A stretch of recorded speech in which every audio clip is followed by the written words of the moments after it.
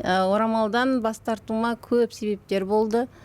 Қазір көп қыздар орамалын шешкен кезде сыртынан өсектер, қауесектер көп жүреді. Анау шешіп тастапты, Құдайдан бас тартты, ол тозаққа кетеді, үйтеді, бүйтеді деген манипуляциялық сөздер бар. Мен бұған дайын тұрдым. Себебі 2012-ден бастап іздене бастадым. Мен орамал шынымен де бар ма Құранда деп.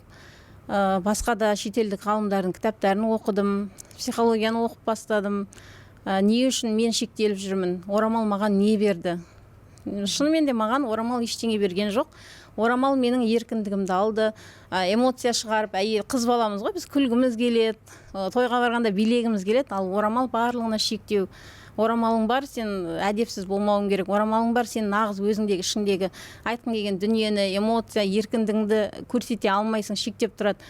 Сол дүниелердің не үшін мен осылай шектеліп өмір сүруім керек деген сөйтіп оқыдым. Виктор Франкл көп, психологтардың Лев Толстойдың кітаптарын оқыдым. Үйде бала емізіп жатсам да оқып бәрін ізденіп, сосын барып түйіндедім, маған орамалдың енді бір тиынға да қажеті жоқ екен ғой.